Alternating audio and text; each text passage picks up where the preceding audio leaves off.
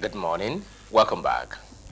Now let's take a look at what's trending. Don't forget that in the course of the week, the Minister for Power, the Apapa port, when the importation, the container bringing in the electricity meter arrived, did mention to the press that the meters would be installed free, and did mention that any disco will charge for the meter should be reported to the agencies, appropriate agencies. But yes, after that, discos have come out to say that no, the minister did not understand some things that goes into this issue of the meter. Now, this morning, we have a report that talks about that on the issue of the meter that has sparked issues on this issue of the course. Yes, the Bureau of Public Enterprise, which is an agency of the federal government, now said that the electricity consumers will pay for this ongoing free meter installation through their tariffs. Now, this was disclosed when there is a rule with the electricity distribution company over, who is responsible for covering the cost of the prepaid meter being rolled out under the World Bank funded program. The disagreement, first erupted, like I mentioned earlier, after the Minister of Power, Adelabu Adebayo, directed the prepaid meters, which was procured under the World Bank funded distribution sector recovery program, must be installed for the electricity consumer free of charge, warning that any official or installer found collecting money would be prosecuted.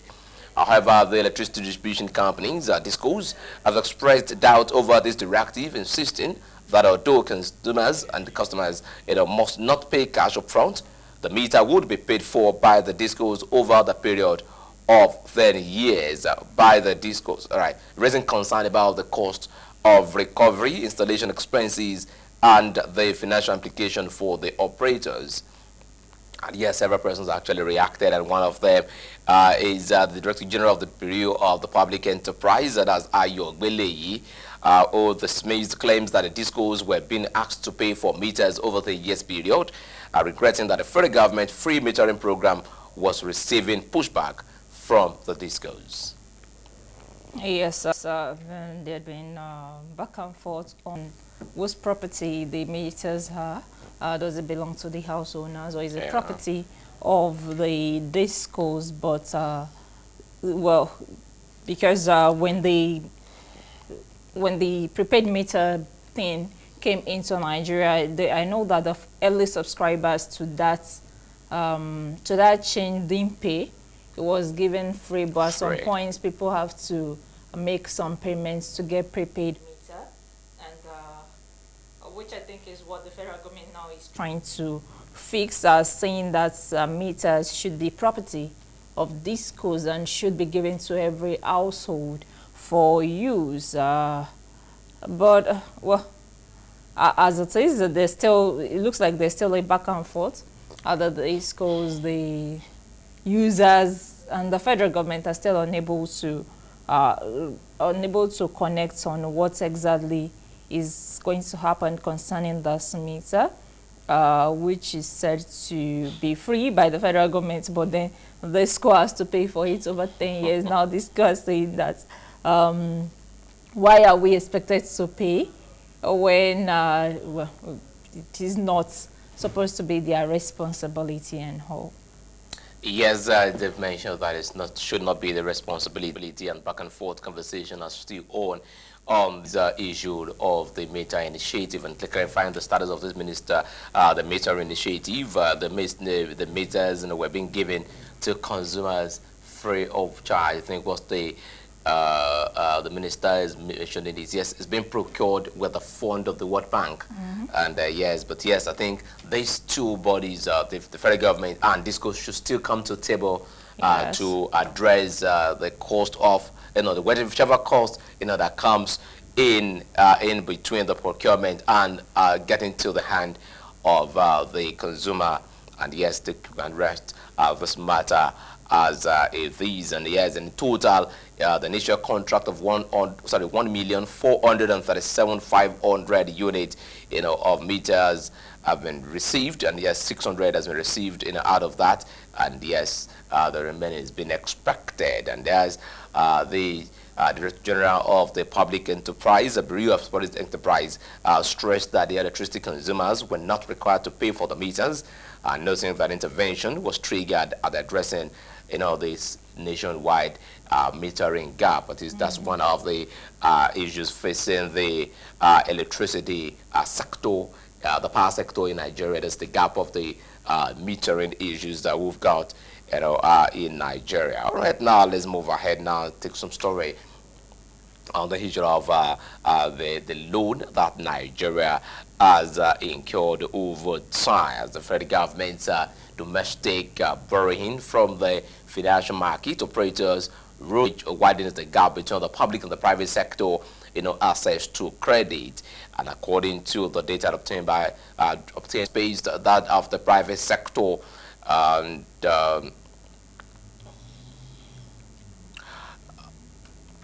borrowing the sum of 9.19 trillion naira, which represents an increase of 696.6%, in 2025, which reflect the heightened physical pressures and increased reliance on the local funding sources. And in contrast, now let's talk about the credits to the private sectors now, which also declined by 1.54 trillion naira in 2025, which yes, these has been from the heightened challenges which faces some businesses amidst the tightened monetary conditions, and also these related interest rates by the Central Bank of Nigeria. And these divergence was this divergence also underscores a growing imbalance in the allocation of fiscal system resources, with the public sector absorbing the larger share of these available liquidity. And yes, there's been a trend of credit out effect. Yes, according to the reports, it has data in monetary and financial statistics. Credit to government refers to funds extended to the federal government by domestic financial system, mainly through the purchase of government securities, such as treasury bills, bonds, and other debt instruments, as well as direct lending by banks and other financial institutions.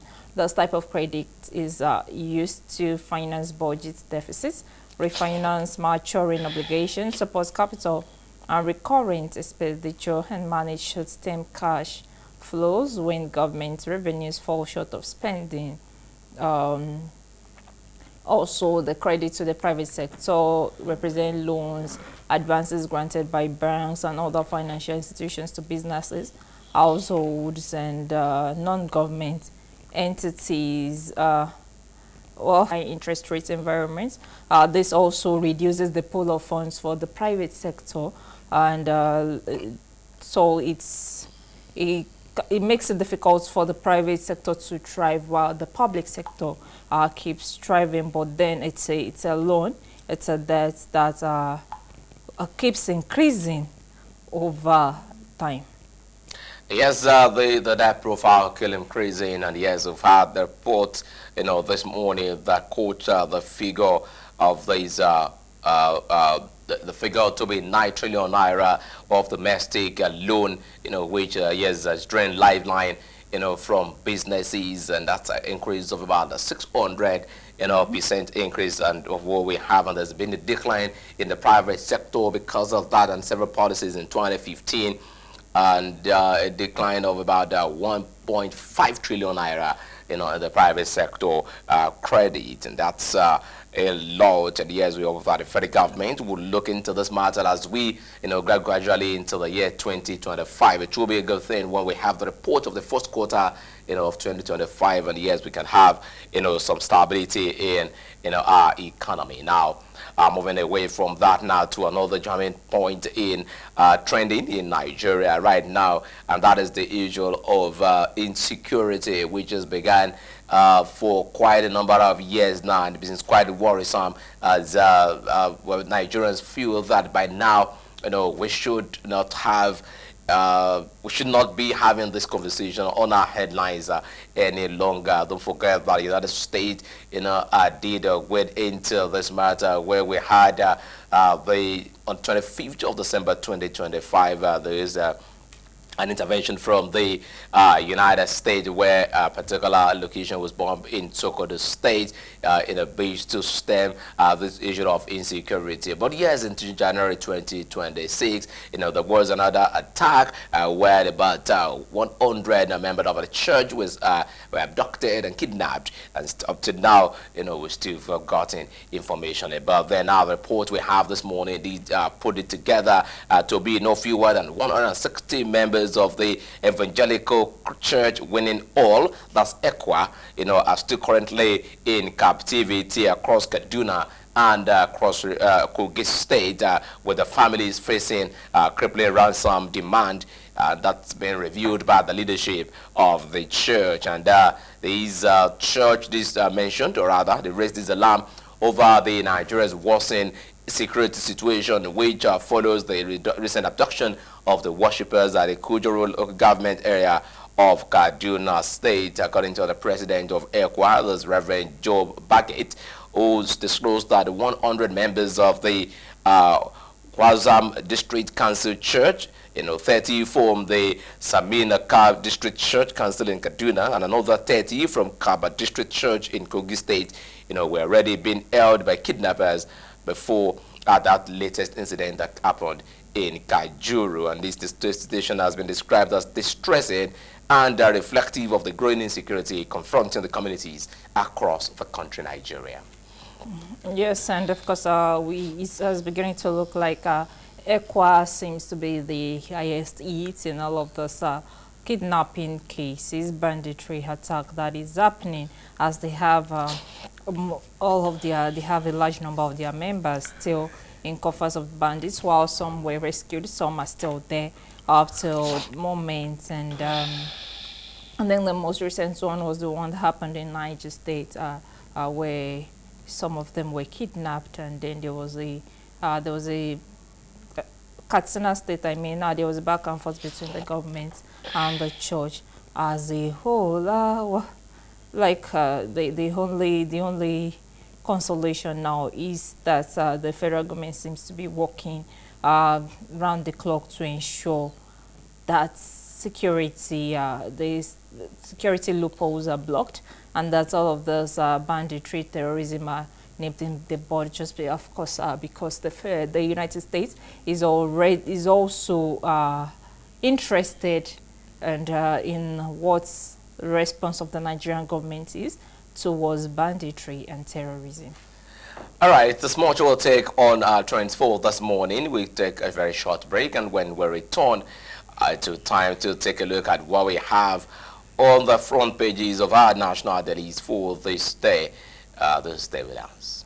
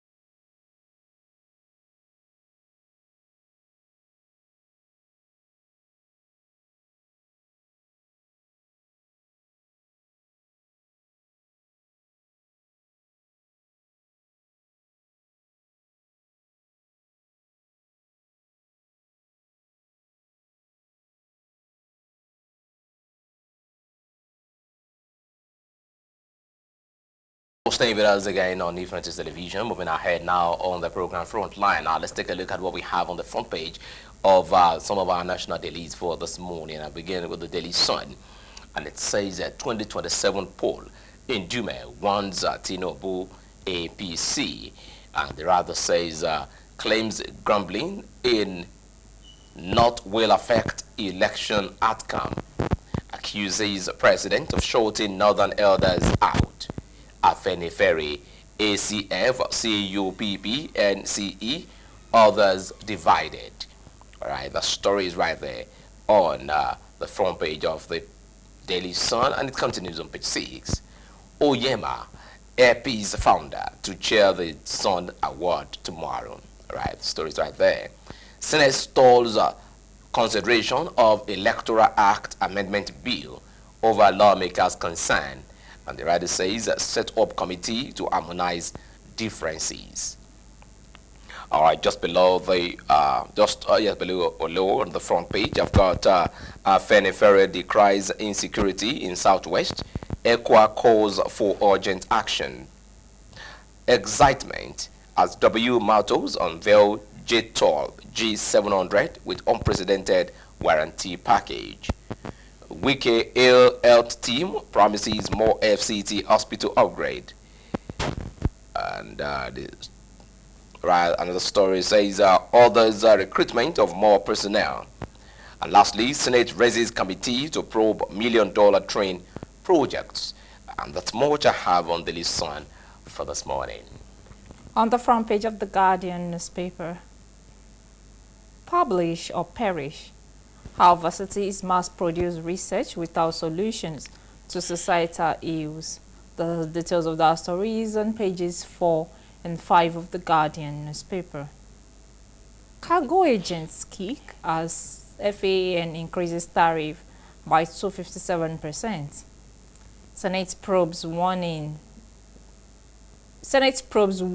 Abuja-Kaduna railway operations. For price hike imminent as oil prices exit budget benchmark. Amotekun denies accidental discharge at our training ground. Details of that story is on page 29 of the Guardian newspaper. NCC removes 450 illegal signal boosters, reassigns spectrum. APC weighs leadership shake-up as Ndome warns of northern discontents. IPOP faults Soludo's threat to revoke Onitsha Market's ownership rights. Wike commissions 12 ambulances as FCTA workers resume strike. PTT has details 58.4 trillion naira budget scales through second reading without debate. Zulum okays direct payments of monthly allocations to Borno local governments. That's the much on the front page of the Guardian newspaper. Now let's take a look at what we have on the Nigerian Tribune. On the front page of the Nigerian Tribune, it says that 2027 waiting game persists at Senate delays electoral bill. The writer says defer action till Thursday, raises a mini committee to distill senators' view, reps step down consideration of outstanding clauses. And these stories are right there on page 4. 4 leaders set for the strategic decision as recapitalization deadline approaches. 4 lenders, rather. All right, 4 lenders set for strategic decision as recapitalization approaches. And the story is on page 6. Borno governor orders direct payment of local government allocations. We will create more institutions to make Oyo greater. It's coming from the governor of Oyo State, Makinde. Opposition alliance will chase APC out in 2027. And it's coming from Buba Galadima. Says opposition ready to queue behind most popular candidate. Kano, governor must submit NNPP's mandate before defection. He adds. Stories on page 3 of the Nigerian Tribune. All right, and above the nameplate of the Nigerian Tribune, I have Naira on recovery spread, strengthens against major currencies. And the story is right on page 6. Rivers, APC is discussing with Wike to resolve impasse. That's coming from Bashiru, the National Secretary. And lastly, FCT workers appeal industrial court ruling, resume strike. And the writer says, we are still in court. Obey ruling, Wike tells workers. And the story is right there on page 27. And that's more. I'll take on the front page of the All Nigerian Tribune for this morning. On the front page of the Punch newspaper, federal government's 9 trillion naira domestic loans surge drains lifeline from businesses. Private sector lending falls as federal government's domestic borrowing jumps 152%. Economists say stricter loan rules choking off business funding. Details of this is on page 21 of the Punch newspaper. APC engaging Wike to resolve Rivers crisis, says Bashiru. That's on page 29. Meter costs spark this calls federal government showdown on tariff. Plane crash kills Colombian lawmakers, 14 orders. Beside the nameplate, $750 million World Bank loan. Federal government may raise taxes on alcohol and cigarettes. And above the nameplate, 2027. Oshiomole Tamboa on Senate's high-stake Electoral Act Review panel. That's much on the front page of the Punch newspaper. All right, let's take a look at another story on the front page of the New Telegraph. It says agriculture, food security, reps to probe non-release of 174 billion development partner support. And the writer says pass of 58 trillion naira 2026 budget for second reading, adjourn plenary for 2 weeks. Stories right there on page 4. NAFDAC enforce such a alcohol ban, says no firm short. And the story says the pensioners strengthen legal action against state over unpaid annuity increase. Northern Khan reject Sharia's Council's call for Mokwitans removal. And above the nameplate, I have PMS, importers in dilemma as landing cost surges by 25% to 1,120 naira per litre. Battle to sell 3.7 billion litres. And that's much. All right, let me take this one. Naira records 19 months high appreciation to 1,396 naira to a dollar. And that's a good one. And the story is right there on page 25, and there's more I'll take on New Telegraph in the for today. On the front page of Nigerian News Direct, federal government's free meter plan under threat as discussed, experts warn of funding traps. Page 11 has details of that story. Over 34 million Nigerians have benefited from cash transfer scheme. This is coming from the federal government. Too broke to wed. Young Nigerians trade nuptials for survival. Those are reports on page 10 of Nigerian News Direct. Zulum approves direct payments of local government allocations in Borno. Above the nameplates, Ogun Police smash baby factory. Rescue 7 children sold for 1.5 million naira each. A ban on sachet alcohol backed by scientific evidence. This is coming from NAFDAC, and that's much on the front page of Nigerian News Direct. All right, let's take a look at what we have on the Daily Independent. It says, weak logistic, trade gaps put Nigeria's opportunity at risk. And another story says we are engaging Wike to resolve river crisis, APC National Scribe. Shetima linked renewed confidence in Nigeria's economy to Tinubu's reforms. Senate raises special committee to harmonize Electoral Act amendments. Insecurity, Afenifere asks Southwest governors to strengthen Amotekun. Urges review of a new tax act, personal income tax free threshold. The stories are all on page 6. Reps back Tinubu's economic reforms, says a painful but necessary. Pass a 58.18 trillion naira 2026 budget for second reading. Probe alleged discriminatory recruitment at UCTH. 6 chief medical directors immediate suspension. NAFDAC resumes full enforcement of ban on saturated alcohol. Stories on the front page and continue the design story. We will soon resolve lingering emirship tussle. It's coming from the Kano government. And the writer says the commissioner asked deputy governor to resign. All right, there's much I'll take on the front page of the Daily Independent. On the front page of Daily Trust for this morning, Revenue Service appointments flout new law. Pages 3 and 4 of Daily Trust as details. Cargo costs to rise as FAN plans 250% tariff hike. Electoral Act. Senate constitutes review panel.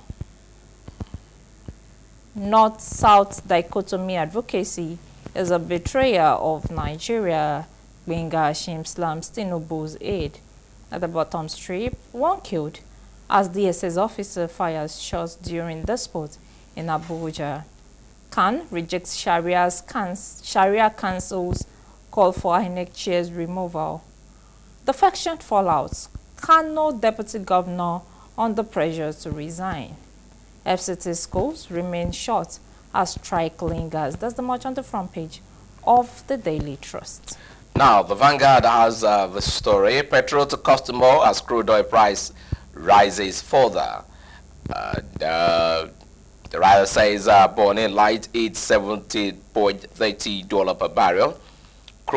U.S. crude inventory tall as tension in Middle East heightened. Diesel prices goes up. Petrol remains unchanged. Expect pressure on businesses, households. That's coming from Expert. Another one says Electoral Act, Senate set up committee to galvanize opinion of senators. Over 160 members held by kidnappers in Kaduna, Kogi. It's coming from the ECWA as church condemned Kajuru attack, worsening insecurity. Okay, mistake. There is a clash by Wizkid, Seun Kuti over Fela's legacy refuses to fade. And it's right there on page 14. And that's much I'll take on the front page of Vanguard for today. On the front page of the Nation newspaper, Katsina State CJ, no bandits released in exchange for peace. On the rider request undergoing due process, page 2 has more details on the story. Turkey trip will boost insurgency battle. It also continues on page 2 of the Nation newspaper.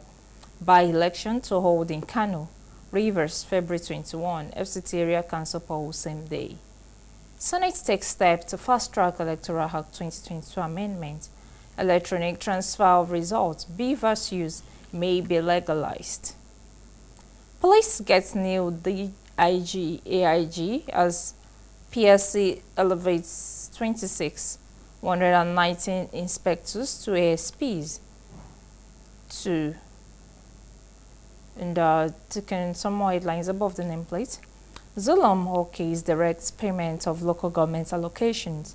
Senate probes deplorable snail speed train services. First Lady institutes 50 million naira endowment fund at Taswade. Now fund extends 2025-2026 loan application deadline to February 27. That's the much on the front page of the Nation newspaper. Now let's take some business story now on the front page of Business Day. Say a Nigerian female artist loved abroad, overlooked at home. All right, that story is right there on Business Day. Benin Republic owes Nigerian manufacturers with tax break. All right. And the story says more than half of Nigerian CEOs bet on revenue surge in 2026. That's much I have on the front page of Business Day. All right, now let's take a quick one on the front page of the Punch Sport Extra. Missing out on the last WAFON was a big motivation for me. I don't dwell on the negative. I always try to take the positive side from experience. All right, the story right there on page 6, if you want to know whose quote was that. Mbappe slams Madrid teammate. The story is on page 3. Osimhen fires Juven. Atletico warning ahead of the UCL playoff. Porto, Nice agrees Mofield deal. Ogbu suffers a fresh hamstring blow. From Eyimba to Tribune, all right, have five keepers with Champions League goals. It's right there on page 7. Atletico submit red card offer. And lastly, what I'm taking, it says Itarma not ready for Uzek, ex-champ Nelson says that. And stories on page 2 on the watch I'll take on the front page of the Point Sport Extra for this morning. Right, this morning will take, let's allow for the news from our news center. Just stay with us.